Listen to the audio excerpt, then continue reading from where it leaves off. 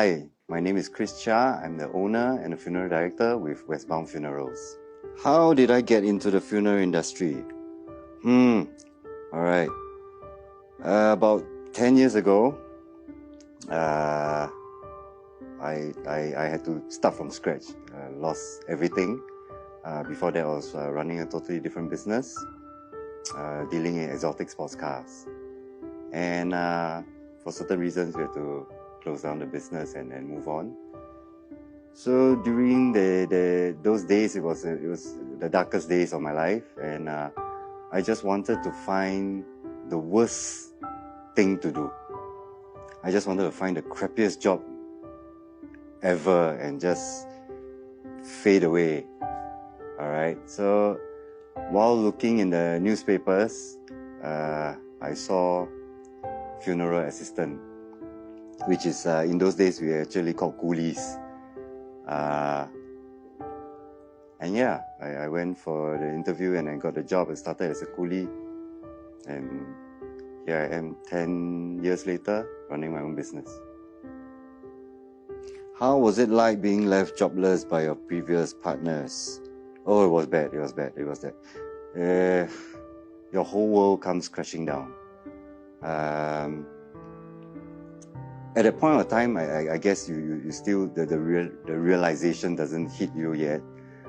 And then through the months, you start getting rid of your cars, you start getting rid of the things that you have, and starting to learn to live like frugally.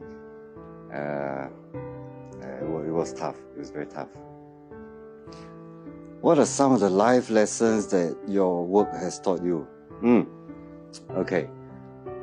Now, this job has taught me to put others first. It may sound simple, but when you are having a bad day, or things are just not going right, you just woke up on the wrong side of the bed, and if I got a funeral to do, I've got a family to meet, all that you have to put aside. And that is something, it takes a while, it's not easy to do. All your focus, your energy, your heart, your soul has to be there for the family. They need someone to rely on.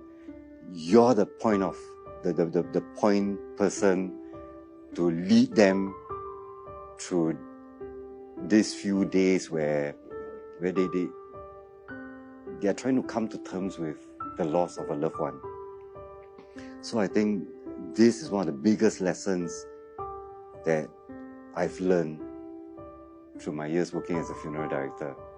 You put yourself last, and you put the family first. The deceased and the family first. I actually put the deceased first. I take care of the deceased first, and then I tend to the family's requests. How would my own funeral be like? Okay, truthfully, I haven't really thought about it, but there are some things that I would like. Okay, this is also something that I always share with people. When I'm lying there in the casket, what do I want people who visit me or come up to me to say or to think? Do I want them to come up and say, 你终于有今天了? Or do I want people to come up and say, yeah, Chris was alright. He was okay. That would be fine already. Don't need to be Chris was fantastic or whatever, but you know, they come, they look at me and like, it's okay lah. He's alright. He did well. So that's the only thought I have about my own funeral. What is the one piece of advice you can give to the living? Okay. During ash collection, after funeral is done and the cremation is over and the next day we collect the ashes, this is something that I will share with the families. Okay. So once we reach there, we will collect the ashes in a Toyogo box. And then we will head to the room and we'll pick the ashes and to transfer into the urn. This is something that I will always share with them. No matter how rich you are, how powerful you are, how great, we think we are, whatever achievements that we've made or not. End of the day, we'll just end up in a Toyoko box for the undertaker to pick through and transfer it to the urn. So the story here is basically we live our life, we do the best we can, try to spread more goodwill, make more friends, less enemies. We just do the best in what we can. Don't, because of status or money, and do things that are not, try to step up above people or ruin other people's lives. Because at the end of the day, you're just going to be a pile of bones. Regardless of what, anybody will end up in the same place, the same way, So try to leave behind, I think, the legacy and the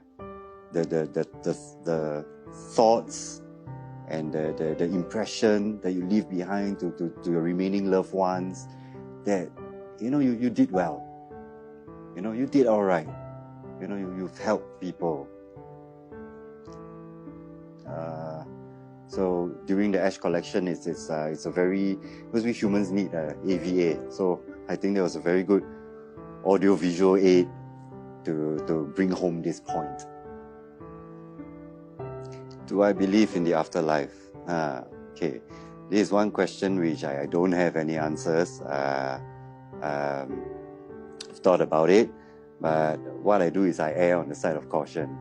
So I use this as a guide in my daily life, as my moral compass, to try to do good things, run my business with good ethics, and try to leave good stuff behind. So if there is an afterlife, then very heng if you don't have, then okay lah, so be it lah. But at least I've left a legacy where people will think of me in a don't need to be a fantastic light, but in a good light. What is the most memorable funeral that you've handled? Okay, memorable, there are a few. Some are memorable because they are grand. Some are because they have a unique request or from prominent families. But I would say the most memorable one I had was, it's a double funeral. That means the same wake, but two people. It's a husband and wife. I will not go into too much details, always out of respect for the remaining family members, because this was quite high profile at the time. But what happened is the husband took his own life, and when the police came up to tell the wife followed. The reason is that she didn't want the husband to be alone in the afterlife. So during that funeral, the lady was a school teacher, and during the 5 days wake, she had students, ex-students, that came to the wake by busloads. The young ones, they pool money together to rent a bus to visit the wake.